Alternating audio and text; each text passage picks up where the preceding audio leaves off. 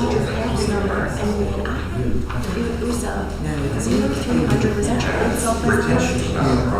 So I had to copy on your new cell phone number, because I called the old one, and right, so he just changed his cell phone number. We got the jail, yeah. So I was like, I don't know what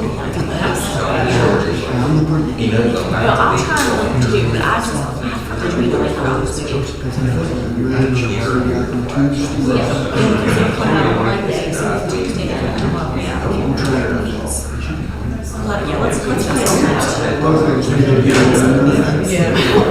We always forgot this time. I know.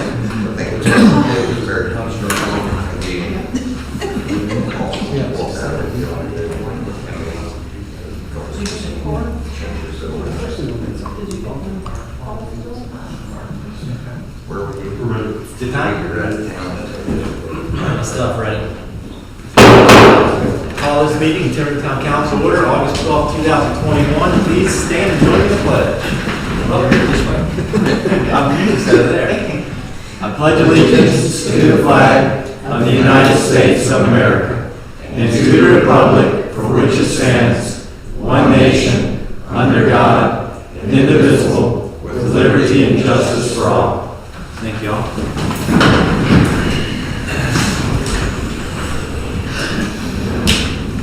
Okay, we have approval of our minutes as the first item.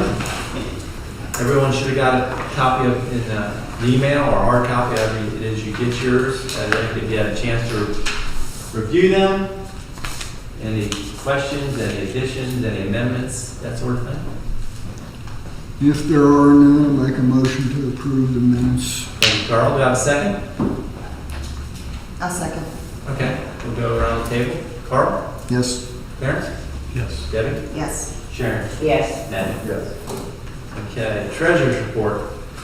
Everybody has all the treasurer's reports. The one thing, could you add on here on the ARPA fund? Mm-hmm. I know we have what we have in it. Mm-hmm. Can you put in parentheses what we've spent? Sure. So we can, that was it 750,000? We've got to go through that bigger federal audit, and we want to stay under that for each year we spend it. So Sure. that'll help us all know where we're at. Anybody else have any questions on the treasurer's report? We're waiting on, as far as the final big expenditure on the park, we're waiting on the pavers, which is going to be hopefully September. End of August, 1st of September, that's what I take. Crossing our fingers to get that's the only thing we got left, I think, right? Yeah, that and the line paint. In line painting. So that project will be done, and thanks to Chris, it's going to be closer to 70,000, 65,000, and 90,000 budget. So you've done a great job getting that in well under budget. And I think Melinda and some of the ladies in the front have other plans that add other things to it if we do have the monies left over. So thank you for that. Bills for payment. Everyone has a copy of the bills for payment. I've done, and I got a question. Because it was number, I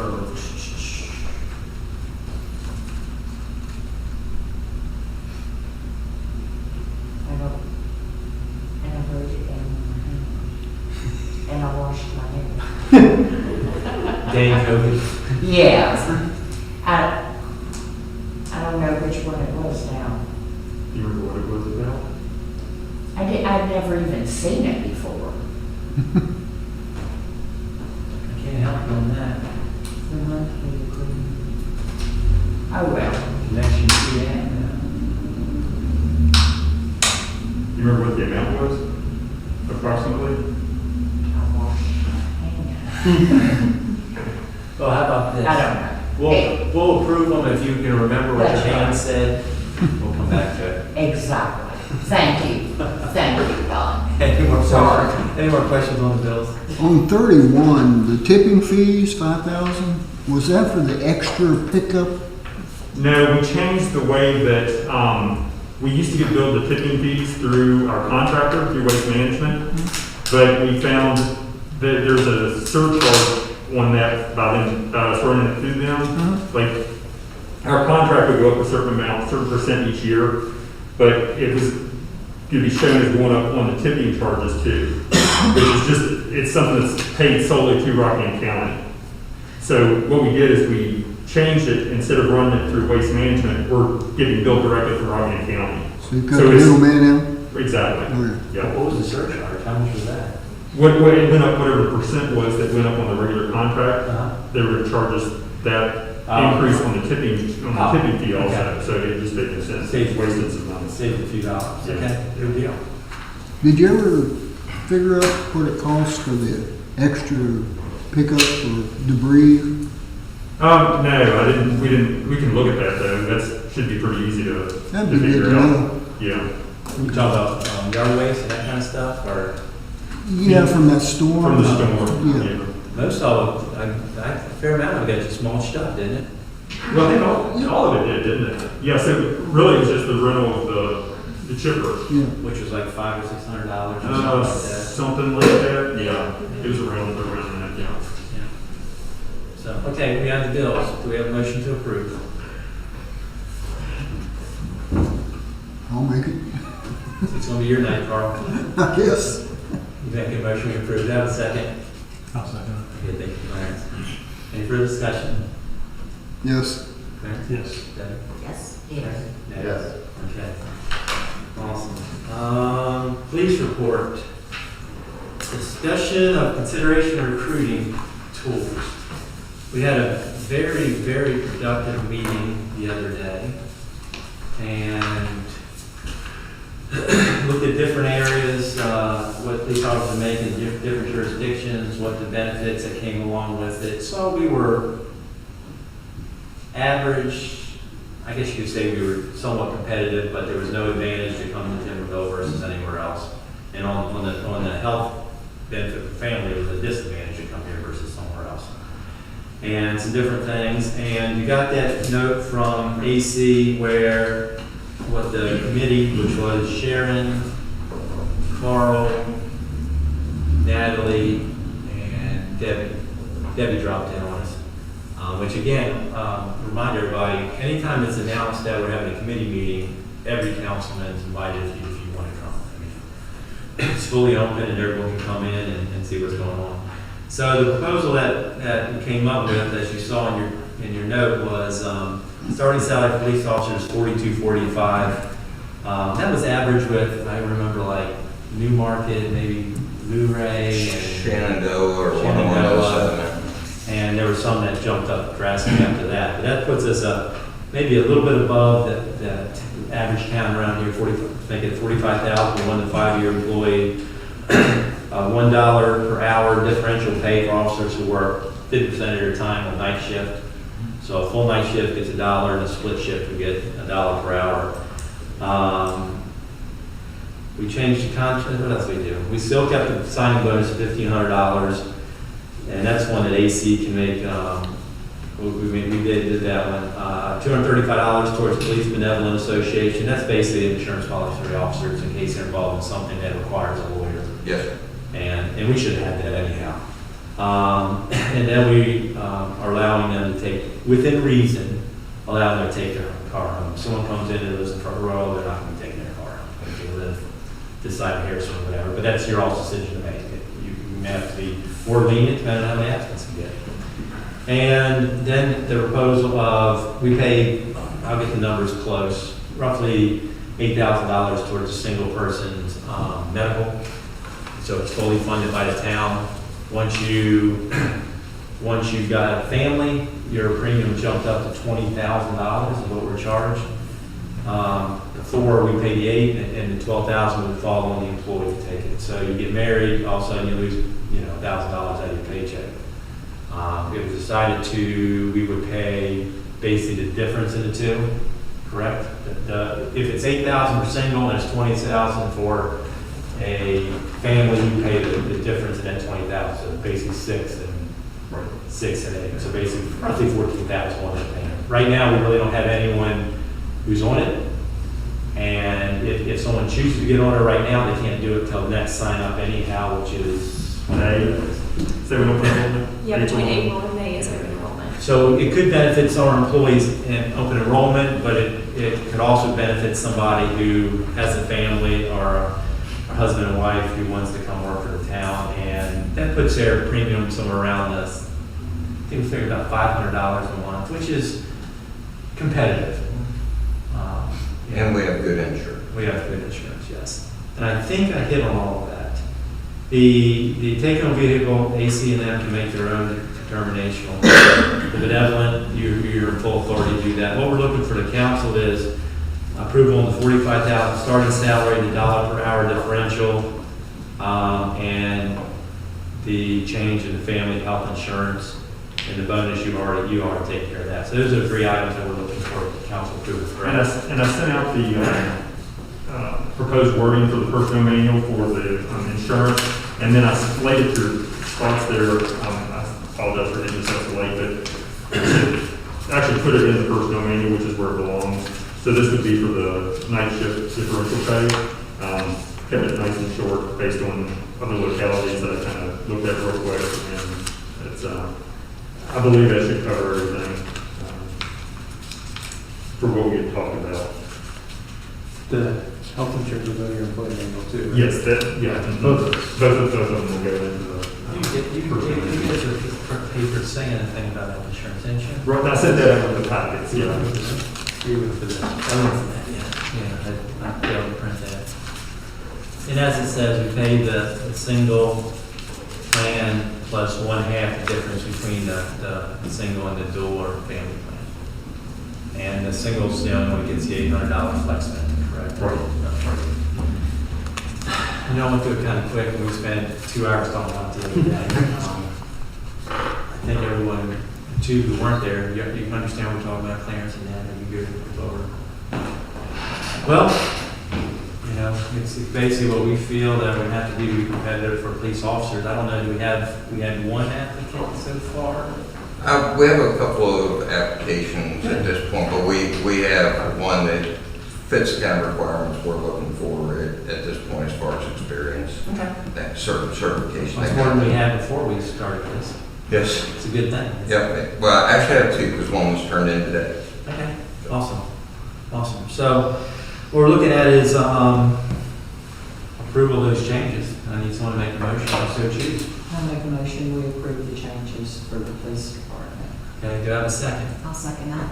Okay, any further discussion? How do we fund this? The funding of the salary is funded in this year's budget. It's basically a difference. We're basically taking what we paid the police officer who left, and it'll be funded with that. Now, we had that conversation in the council. When we look at next year's, as this go, we're going to have to look deeper about, we're treating all our employees like they should be treated very well because they're very hardworking employees. But at some point, you have to pay for those hardworking employees, and we have to have that conversation. But the budget, right now, won't change our current budget, maybe a couple $1,000s in the dollar premium, but if the person comes with a family plan, we'll have to fund it just out of the general savings on right now. But I understand what you're saying. Down the road, we're going to have to look at, for prison now, it's somewhat easier because you raise your water rates to pay for your employees. With police officers, that comes from general taxes, meals taxes, all the general things. And the ones we only have control over, meals tax, real estate tax, personal and property tax, and then so we'll have to look at those to see how we're going to continue to fund our employees. Any other questions? Then I need a motion.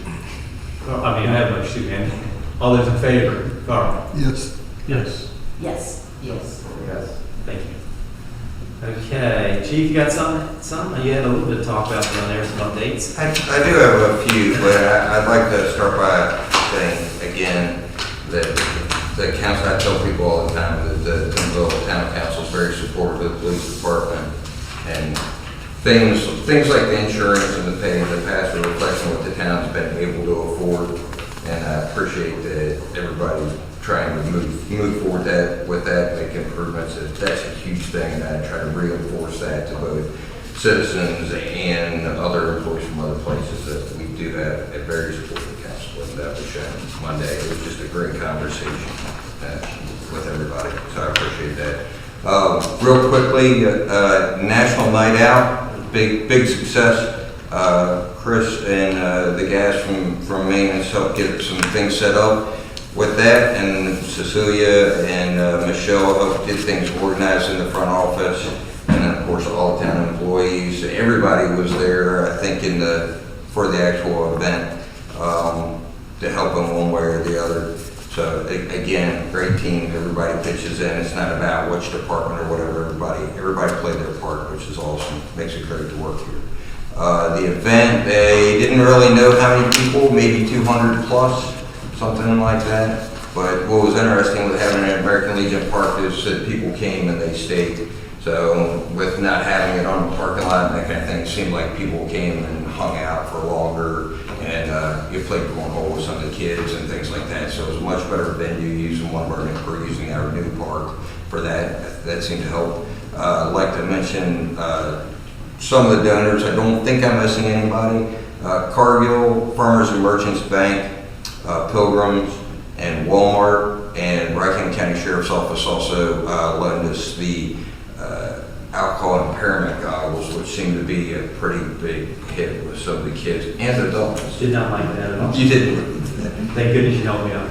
So yeah, that was a big deal. The fire department, It was bad. It was bad. The National Night Out is something that Chris Kaufman came to me and asked my interest in doing it, and it's been that way ever since. It's not just been a police thing, it's been a police and fire thing every year, which is great, even though they won the trophy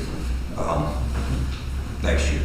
The only other thing is budget items. I know the mayor likes to have things taken care of as soon as possible. So basically on July 1, started working on that. The new Axon brand body-worn cameras were deployed already 2 days ago for this budget year. They've already been deployed. The in-car cameras are still being pushed out by the factory. They hope to have delivery in September or October for those, and those will integrate with the body-worn cameras, the tasers, and if anybody missed that, you can drawing the handgun out of the holster actually turns the whole camera system on. So there's a lot of features to make sure any kind of critical incident is being recorded, and it turns on every camera that's within a certain number of feet, whether it's Broadway cameras, Timberville cameras.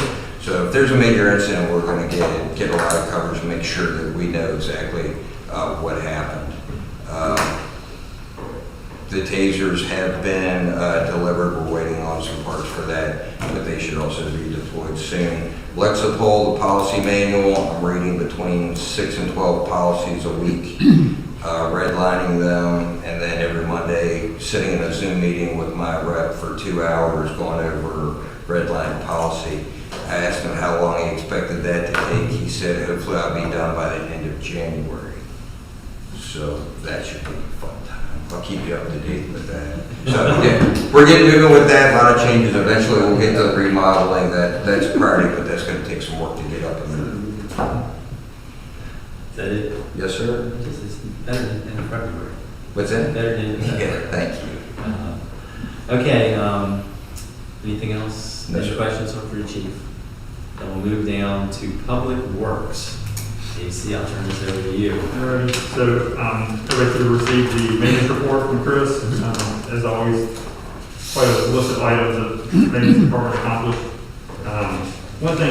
One that, or that kind of goes along with that, received a call from a resident today who was talking about the walking path at the park.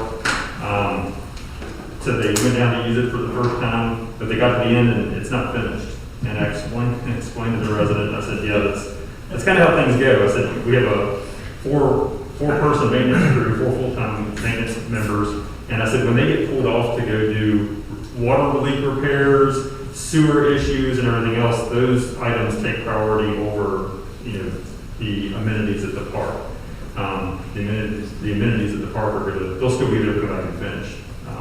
So anyway, great job to the maintenance crew for responding very promptly on quite a number of issues this week. Had the leaking water valve, the sewer pump station pump went bad, that got replaced. That was that happened about 2:30 in the afternoon, and y'all had that repaired, replaced, changed out about 5 o'clock. I think was when you emailed or texted me and said it was done. So great job as always on the maintenance department and all the town departments. So staying with that, one of the things that we talked about with public works improvements, and I sent that out in the memo, we talked about it for quite some time. Last November, as you all know, the motor went bad on our big well, our primary well, and got it replaced pretty quick, but it was kind of a struggle getting that motor here from Louisiana, I think, Mississippi. And while it was being changed out, the company that was doing that work looked at the pump, did as much adjustment as they could, and heavily recommended that we look into addressing that issue of getting the pump and changed out soon. How old is it, Chris? 20? Yeah, 20, 25 years. Something like that. They said that there's a wobble in the shaft, the pump needs to be replaced. And that would take a little bit longer. That's not going to be a quick change out like the motor would be if it happened, if it was an emergency situation. So we'd like to go ahead and get that, everything's ready, we know what we need to do, it's just a matter of ordering the parts and getting that coordinated with the company to get that stuff changed out. So we'd like to ask council to approve that. That would be one of our first projects, infrastructure projects under using the ARPA funding. And so we would like to ask council to approve that. Chris got updated numbers on it, up to $77,000. That's for the pump, and it also would include a variable speed drive on the well. And what that, right now, the motor we got there, it pumps 200 gallons a minute, and it constantly pumps that. If it pumps too much water into the system, it overflows back at the tank. So with variable speed drive, it would be it's a device they would put on there that would ramp up and rev down depending on what the demand would be, and it would tie in with our SCADA system, I believe is how that would be controlled, right, Chris?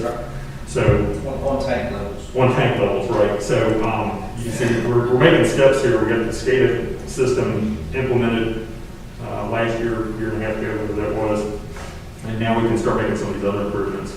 And it helps with efficiency. The guys can start and stop that well manually. But the problem when they do that is that well's kind of sensitive to starting and stopping, and it creates a lot of turbidity. It stirs up a lot of stuff in the bottom, and they have to flush it out for hours. Yeah.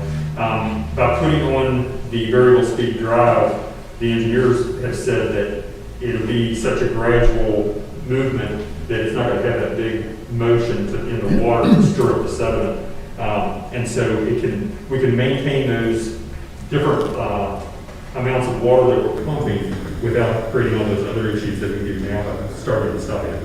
And it ties into that, what's the computer system we have? The SCADA. The SCADA system, it all ties into what we were planning on anyway. So we'd like to ask council to consider approving the $77,000 that would cover the cost of that project. And again, we would like that to be done out of the ARPA funding for infrastructure improvements. I'd guess to say 2 to 10 years you'll have that money back in savings. I mean, I can figure it up, but I would say with electrical cost and chemical cost and just wasting the water. Well, just the amount of water that flows out the other side. We'll make that cost up in 10 years, I'd say. Okay, any more questions for AC before I ask for a motion? Okay, got a motion. I'll make that motion to approve up to $77,000 for the upgrades, improvements. Do I have a second? A second. Any further discussion? Okay, Carl? Yes. Yes. Deb? Yes. Yes. Yes. Thank you all. Can't do without water. In addition to that, AC sent out a note somewhere this week or last week, I don't know what it was. We got together, myself, AC, Chris, with the engineer, a couple engineers. A couple engineers and representative for Timberville Water. We basically went over what we presented to the council when we were doing our budget. Remember that list of items that Chris had? And Chris had one more going up American Legion Drive.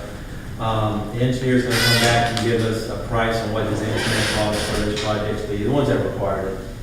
And I hope still this month before next meeting that the Public Works can get together fly out based on spending under $750,000 this first year, what our first projects are going to be. So we can come back to the council next meeting, just like we did with the police committee, back next council, and give a proposal what our first batch of projects will be, and get that going. So, is that all right? That's it on that, yep. Okay. Next thing I have, also sent out in the package, was the resolution granting signatory authority. So basically what it is, VDOT requires this resolution showing that council gives me the authority to sign those documents. And the one in particular is the sidewalk project here in Macaulay Drive here. What this resolution does, it's a blanket resolution. So anytime that a project comes up that council votes to do through VDOT, then instead of having to come back to council each time to ask for a new resolution saying it's okay to do this, then this would give me authority to sign those documents once council approves, makes the approval of the project. And it also gives the funding authority to basically saying the town is good for its share of whatever project that the council votes to do through VDOT. So, formality more than anything, but they can't proceed with the paperwork until we get this back to them. Any questions? Need a motion on that too, folks. A lot of motion to that. Oh, I'll make the motion. I mean, we'll sit here all night. Someone's got to do it. Do I have a second? I'll second. Okay. Any further discussion? Okay. We have Carl? Yes. Clarence? Yes. Debbie? Yes. Sharon? Yes. And Ned? Yes. Do you want me to sign this one here? Do you have a? Here's this one. This is the.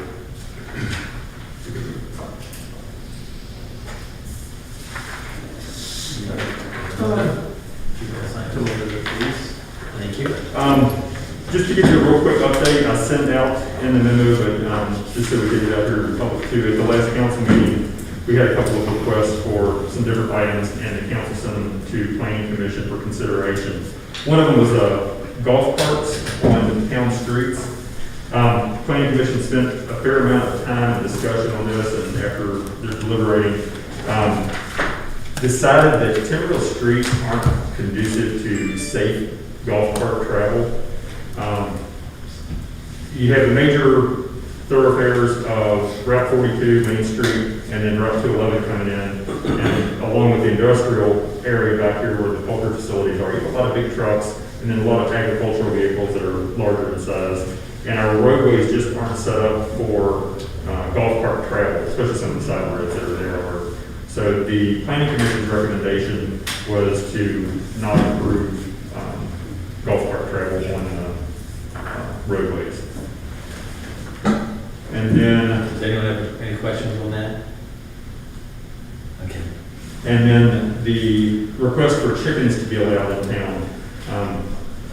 Sent out that sample or that draft of an ordinance that we modeled after Grotto's. I believe Grotto's is getting ready to adopt theirs. And we made a few changes, tweaked it to Timberville, and added a few things, took a couple things out. But I sent that out to the planning commission, sent it to Quentin for review, and sent it to council to get your all's eyes on it. Just kind of see what we were looking at for that. So once I get a blessing back from Quentin and hear from the planning commission meetings next week, so we can bring that back to council then with a formal recommendation on that ordinance. So I just wanted to give you a brief update on that. Final thing I have on my list under public works is it sounds like everything proceeding with the demolition of the building at the corner of Church Street. The contractor put in the notice for asbestos remediation, and I think that's a 20-day notice that they have to do, and then they can start pulling permits after that for the demolition. So it's moving along. EPA, DEQ, and the county building official have all been copied on all the emails, and we got some responses back, especially from the higher agencies, of there's nothing that concerns us, so we don't need to review the plans, which is a little bit different than what we started out. Yeah, so we're pushing on that and trying to get that one moving along and get that issue taken care of. And AC, would you please send out an email and let us know when that? Absolutely. Mhm. Because the museum wants some bricks. Okay. He's gonna haul them in a little bit. Okay. And we're good on, as, your all's part, right? As far as legal matters and all, that's all take care. Yep. That's it, that's all I have. When do you think that'll start? Oh, I think Quentin's gonna send out the notice, the courtesy letter, saying approximately 30 days. Yeah. I think I already sent it, but I'll double check tomorrow. Okay. If it hasn't gone out, it'll go out tomorrow. Just give your notice that approximately 30 days. We're not using fixed dates because we don't know what the contractor and everything. And there was another house, that the other house that, we talked about on. Montevideo. Montevideo, Right, yes. and when I drove past the other day, the owners were actually out there cleaning up some stuff around it to get, and I believe we got the, Miss Utility came through for that, for the demolition, of that. So the Miss Utility's been notified, and, so that was proceeding too. And you're building on where the other blighted house was back here. Right, the Second Avenue has new construction going on now. So like, okay, it's all the works. Now we'll move down to business and industry, and what we've got on there is the Timberville Christmas Village discussion. I know there's been a lot of calls from town people. It kind of hurts me to talk about this, really. And as I sent Ned a note the other day about how disappointed I was that it moved. And my big disappointment on the whole thing is partly because it moved, partly because that the town wasn't at all involved in the decision. And I know Carter's a private I don't know what word it is, a private entity. But, you know, like I said in my text to you now, I assumed through the whole thing that we're a team. The town and this Timberville Christmas Village are a team. And I was kind of hurt in the fact that I hear it from a rumor, and I also heard it from the reasoning from the DNR. And I would have really appreciated that if we would have sat down and had a conversation. I did talk to Natalie a fair amount the other night. It was just unfair for the town to hear it in a rumor mill. I saw the reasonings. I was at a lot of those meetings. I don't know if I agree with the reasoning behind it. The exit signs, I was there with the inspector. I heard what he said. The egress, I was the person who told him to cut the boards out. The heat, you put 400 amp service in it, so we have one for heat. And then the fundraising, I've had people come to me and say, what's it going to take to get that up to par? I have no idea what it would take to get up to par because no one's ever had this conversation with me. We had $50,000 in the park improvement fund we could have put towards it. Honestly, like I said, it hurts me to talk about it because I don't. It's a Timberville Christmas Village, and it should be in Timberville, personally, is what I feel. I had a lot more stuff written down, but I just wish that we could have had, you read that one opinion piece where it talks about, we got to move out of town the one time. The person, I don't know who wrote the opinion piece. It's sad that it's moved out of town. Hopefully, we can get everything up to standard to bring it back. And I wish CART and the town would have had a conversation in the spring or whenever this was decided. And we could have sat down together as a team, we'll talk about the ideas. If it had to move because of financial reasons, we would all understood. We all would have went our ways and said, what can we do to get it back? But it didn't happen that way. So that's where my disappointment lies. That I wish we could have talked more. We talked a lot when it was going in. The EDA gave a lot of money to it because it's an economic development authority for Timberville, and we recognize what business it brought to Timberville. It brought a lot of business to Timberville because we saw it in the meals taxes and things like that. But it's done for right now. Not a lot to say, but like I said, I was disappointed. It actually hurt because I put a lot of my personal blood, sweat, and tears into this and getting it done. Building doors. I was telling Chris my carpentry skills down there, which I just screwed with somebody, didn't hurt myself either, and things like that. So that's all I can say about it. I don't know if that council had anything else or not. I just wish it was still in Timberville. Anybody? Yeah, I have something I'd like to read that I have compose. What I have read in the paper, the Christmas Village is being moved because of a lack of exit signs and handicap accessibility. Was Chris asked if he could remedy this because our maintenance department made 43 doors, installed them, and changed the inside per Cart's design. Built the Christmas tree plus all the other things that amounted to numerous hours of work. I think after all the work the men did, a few exit signs would have been a very minute matter. The Timberville Economic Development gave Cart $17,000 in 2018 to help get the Christmas Village started, with $2,664.89 being returned, but $4,000 was given back in 2019, plus numerous business donations. October the 11th, 2018, Natalie Sherlock quoted to council that it's not so much about the Christmas Village, but what it does for the town. It drives economic development for tourism, building stronger community bonds, and giving small businesses in town a boost to their social media. Meals tax increased that month of December 30%.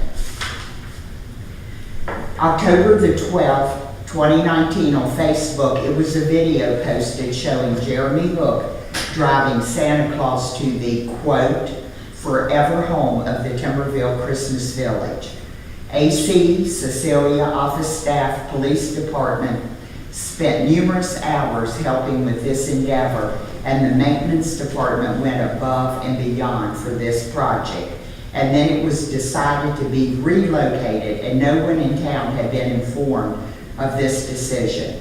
The Showalters have a beautiful farm and are wonderful people, so I hope they are not duped, as our town employees, citizens / taxpayers, and businesses have been. Anybody else? Nothing else? Is it too late to keep it in town? Is it anything we can do? Be up to Cart, but I think it's probably too late. Do you have any comment, Mayor? No, I'm a member of CART, but I'm not an officer or a spokesperson. I thought that you started this Christmas Village. This was your idea in 2017. Yeah. Okay.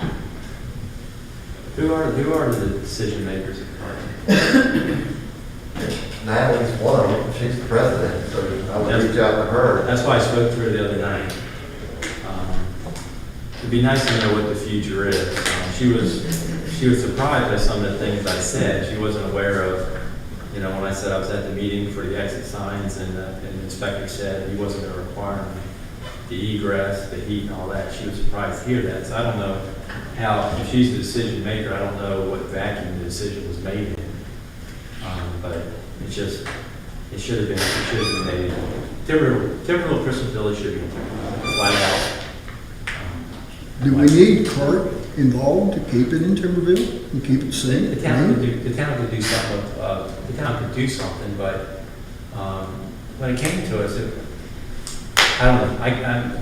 We could probably do something, but it would take. Right now, to play the game, it's probably a little difficult to do something.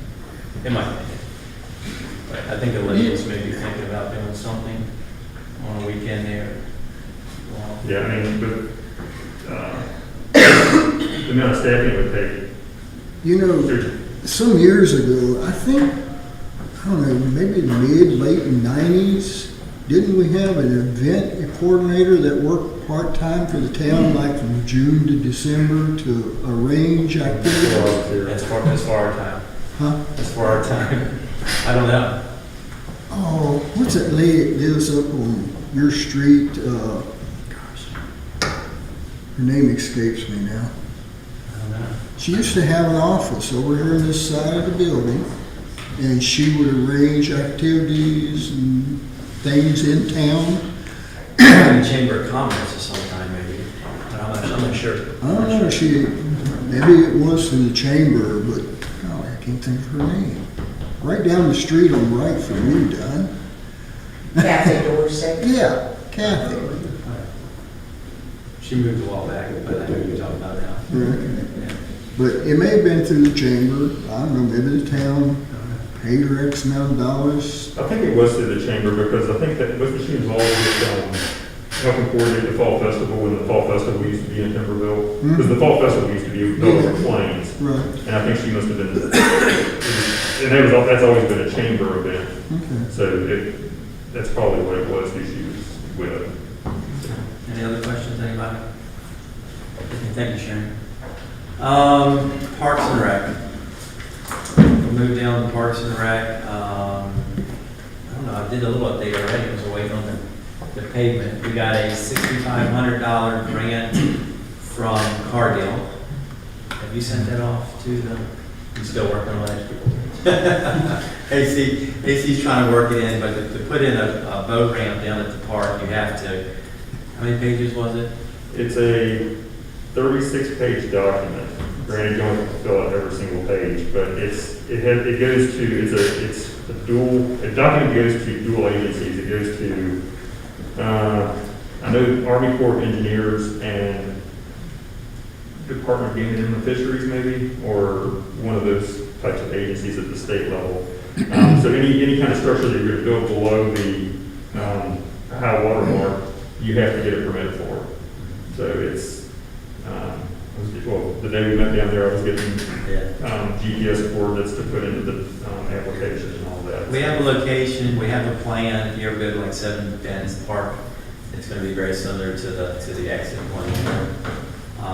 We have the funds, which are donated. So as soon as we get, as soon as AC gets called up and we get that off, we'll put in that program. And it's going to be, it'll be perfect for what we're at. What else in Parks and Rec? After Chris finishes with the paving, we'll have to come up with our next project is, so we'll sit down and figure out where we go from here. 2 weeks, we should be done with that walking trail if the weather holds out. There you go. Just so you can tell something. We're close. The rain kind of affected us yesterday, destroyed a few things we had, but we'll fix those and keep going on it. But just so you know. Okay, let's see what we got now. That's it for Parks and Rec. Finance, anybody? Finance, AC? We don't have anything right now, right? The auditors will be in the office Oh. next week. Have I signed all my papers? I think so. Don't worry, if you haven't, I'll be in touch with you. Okay. Okay. And that's always a tough time for Melinda in the front office. They keep them really busy, so good job on that. Personnel, you got consideration potential EDA and BZA members? Right, so we have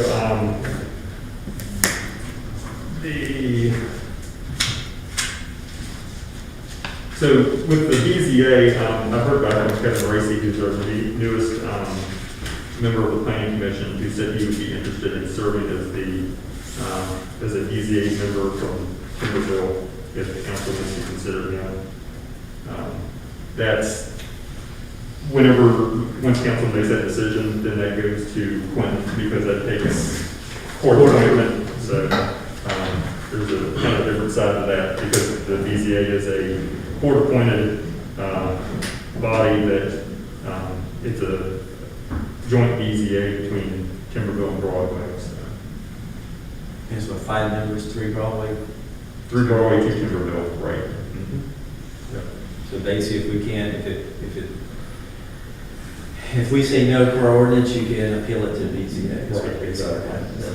Yeah, we don't have the authority to override the ordinance at our level, but that's what the BZA is for. So if somebody has an issue, they want a variance, or want to challenge a decision that I make as the zoning administrator, then they can request to go to BZA and have their piece heard there.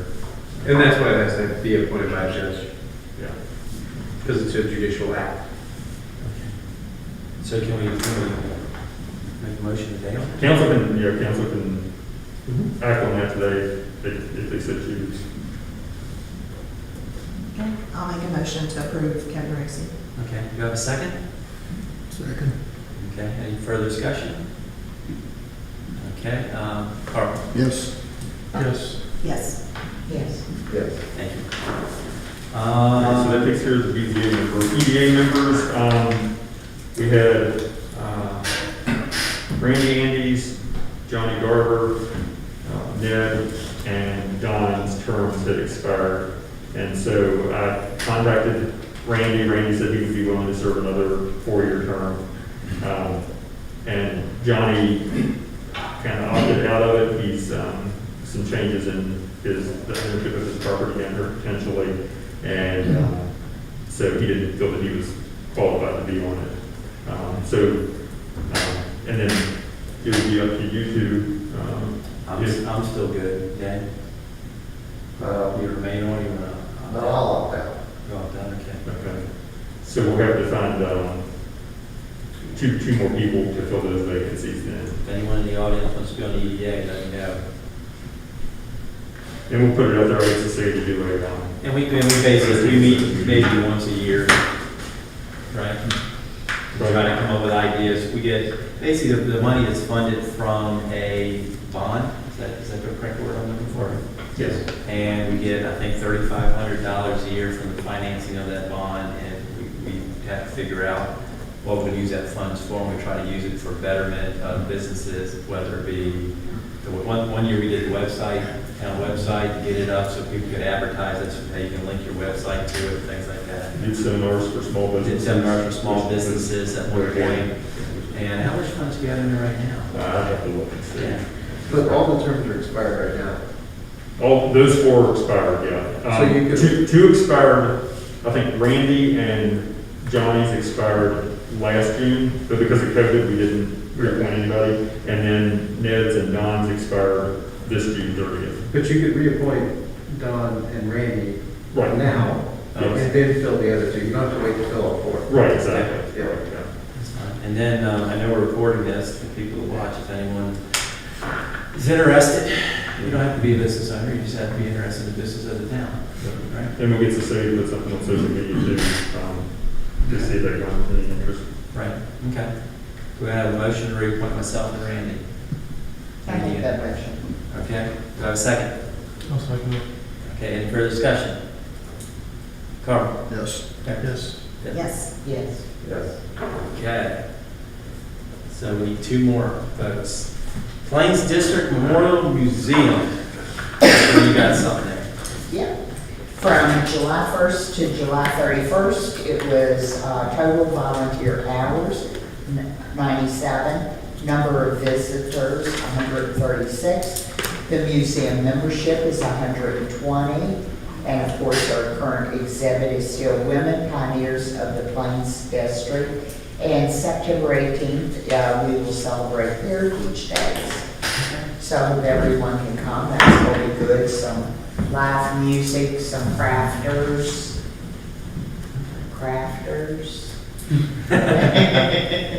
Mr. Garvin, you got something for us today? Yeah, I guess we want to hear Are you back at it? It's been like, let's say it's a year, it's been probably 18 months. That's been a while. You have 18 months worth of stuff there? We're only going to talk about one thing tonight. Okay. You've heard some of it before, but I kind of tried to put it all together. We're talking about the trains. Okay. So Timberville. In 1852, the Orange, Alexander, and Manassas Gap Railroad started laying tracks from northern Virginia that was supposed to run through the Shenandoah Valley. Now, the work stopped on the other side of Mount Jackson in 1859 caused a looming Civil War. And after the war, work resumed. The first depot was built and the railroad bridge was built. And the first train came through Timberville in 1868 and went on through Broadway on to Harrisonburg. Now, B&O took over rail service in 1873. I think the railroads had to bid on whoever provided service. So 1873 is B&O, and then the Southern Railway began service in 1896, and they were notorious for poor service. I think all the time they were in existence, really. Now, the river bridge was a wooden covered bridge, and it burned in 1901 from an ember from the steam locomotive. And it was immediately rebuilt, of course. In 1929, the bridge that's there now was built by the Roanoke Bridge and Iron Works. And it's got a big plate underneath it that gives all that information. Of course, I used to go look at it, of course, I was breaking the law, walking on the railroad tracks, but we don't have any police here. And a new depot was built in 1910, from 1868 to 1910, a pretty long time. And that was torn down in 1974. And it shouldn't have been, probably, but on January 25th, 1916, the Timberville Water Corporation and the Southern Railway reached an agreement to provide water for the locomotives. They needed 50,000 to 75 gallons of water a day for a flat rate of $2 a day. I think the tank, the old wooden tank, and I think it held 60,000 gallons. And I remember when I was about 6 years old, I'd be down on the street with my dad, and the locomotives would pull up the tank, and I remember seeing that great big snout come down and top the locomotive to fill it with water. And yeah, I'm pretty old, yeah. Passenger service was halted during World War II and was started again in 1947, but it only lasted about 6 months. By then, most families had cars. I think that's really the reason. The last Southern Railway passenger train ran from Harrisonburg through Timberville to Manassas on January 4th, 1948. Now, Timberville had passenger service for 80 years and had train service for 145 years. And I think in 1982, the Southern Railway became Norfolk Southern, I believe. Now, if you see any pictures of our two covered bridges in Timberville, both of them wooden, of course, and both of them covered, the railroad bridge, the slats, if you see the pictures, the slats run vertical, that's the railroad bridge, and our famous covered bridge on Main Street, the slats ran horizontal, and that's the way you can tell the difference if you see a picture. Okay. And that's it. And the depot was down near the Chevron, or the depot that you talked about? In the parking lot. Is it a parking lot? Yeah, right, beside the bank. Beside the bank building, Yeah. okay. Yep. And the piers are still down there along the railroad track where the water tank was, right? Yeah, there are, they're still down there, Big yeah. concrete piers that the. Oh, you walk down there on the left-hand side? Yeah. Not that I've ever done. Yeah, exactly. Exactly. I was wondering, I thought they might have been a grain to the grain thing, but that's. But that's where the water. Yeah, that's where the water tank is. Yeah, the big cement chunks down there, and that's where the water tank is. Awesome. We got some pretty good pictures of the water tank. Okay, I like to see those sometime. Yeah. Okay. Sharon, you've already done your part. Other business, council have anything else they need to bring forward at this time? I had put in really some resolutions and stuff. Yeah. So, I don't know, council's feeling is on that. We typically do that. We'll do those, have those resolutions ready for next month's meeting for the former council members. And then had a council member recommend or suggest doing one for local business is celebrated. I think it's something good to get in for like 20th anniversaries, and I think it's a good habit to get in to recognize our businesses with resolutions. So I think it's something to do.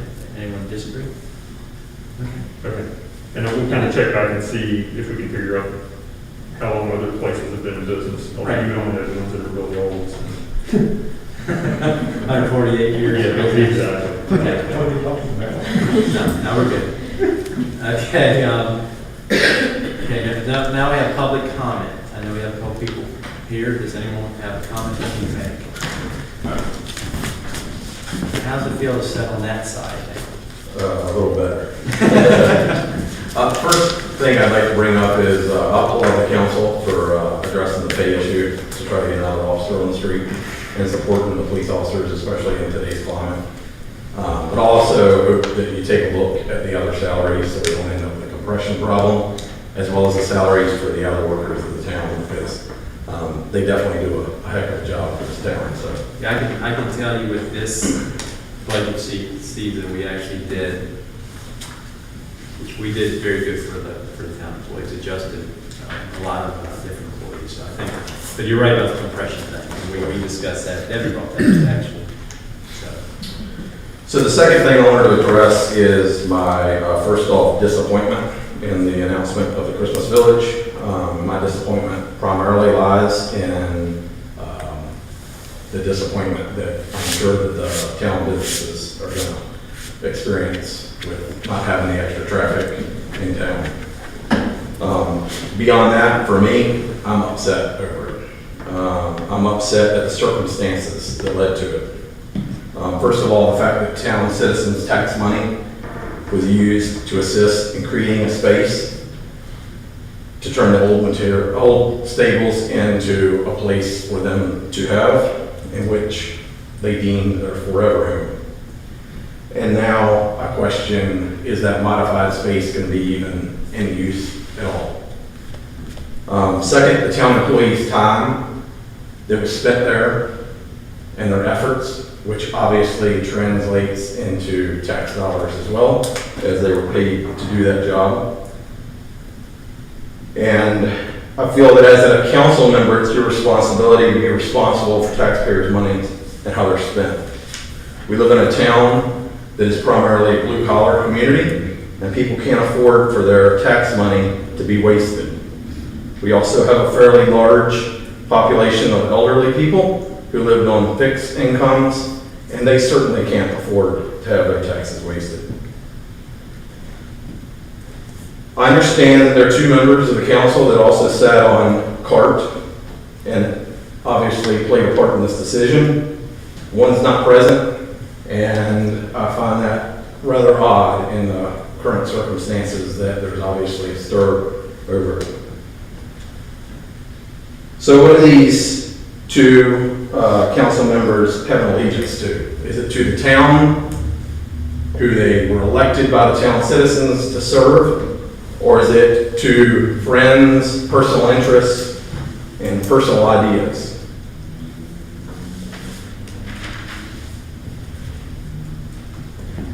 I would say that it seems to me that it's the latter. I was also angered when the newspaper article came out, and it was stated in that the fire marshal's office made the claims that things would be changed. I can tell you for a fact that nobody from the Rockingham County Fire Marshal's office was ever involved in any conversation, nor were we ever there as a consultation physically to give ideas or give statements of what needed to be changed. I'm not saying that there didn't need to be some changes, but those changes should have been brought to the town and given an option to the town to make those changes, especially after tax dollars have already been spent.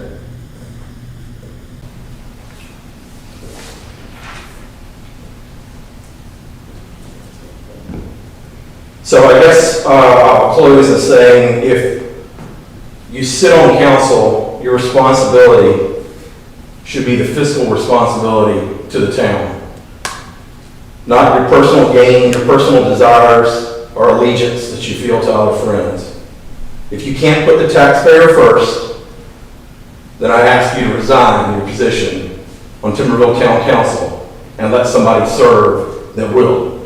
Thank you. Thank you, sir. Any other public comment?